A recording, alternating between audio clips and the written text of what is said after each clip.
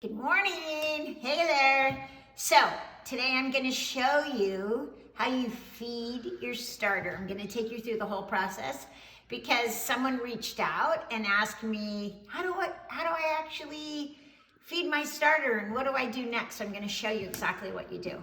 So I actually grind my own flour, and this is rye because this 700-year-old starter that I have has been 100% rye for 700 years. So I want to keep it in its original form, even though when you make bread, you could add other types of flour. So you could add bread flour, or you could add whole grain wheat flour or buckwheat. You could mix up the flours.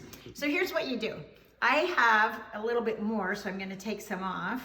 I have about a cup of flour, and I'm gonna just take some of my finished starter because I'm actually gonna make bread.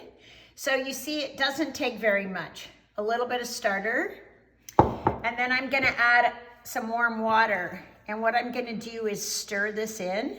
And this is called feeding my starter. Now, it depends on how much bread you're gonna make, how much starter you wanna build up, because this is the starter that I fed yesterday, because I'm gonna mix up like 20 loaves of bread tonight and bake them off tomorrow in our wood-fired oven, because on the farm, the new bread day is Monday at 2 p.m.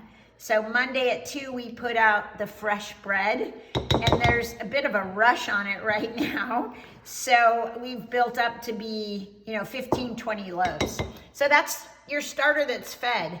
And then all you do is I put like a saucer over it, or a plate that fits the top of your bowl. I didn't have a big enough plate here, so I used some wrap, but I left an opening. It needs to have some air. And then I just let that sit, and I'll let that sit till tomorrow. And then what you do is you're gonna have something like this. This is what it looks like. Come close and see.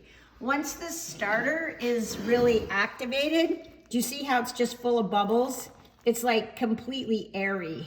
Now I'm gonna mix in this little bit of extra flour that I just had, because I'm not mixing in bread I'm not making bread until later tonight. So I'm just gonna mix that in, and that will just activate it, because what you're doing is you're giving it something to eat. That's why they call it feeding your starter. It's like feeding your baby or feeding yourself. You're giving it some flour to eat, and then that yeast, that natural sourdough yeast, is actually consuming the food, the flour and water that you've given it, and that's what creates the gases or the bubbles, which makes it leavening. And remember, leavening is like levitating. It rises up, and that's exactly what's happening here. And then what you do when you make bread is, I'm gonna use all of this in my recipe for sourdough bread, except a little bit, like this much. And then this much I'll take and feed with equal amounts of water and flour, and then I let it set.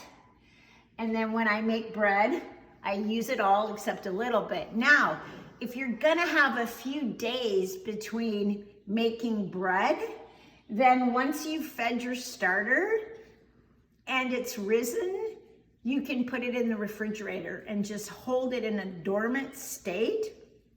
But you'll need to bring it out and feed it again 24 hours, 12 hours, depending on the warmth of the location that you have it, before you use it for bread making again. Always remembering to save a little bit for the next batch of bread, okay? I hope that's clear for you. If not, send me your questions, I'll answer them. Thank you, bye.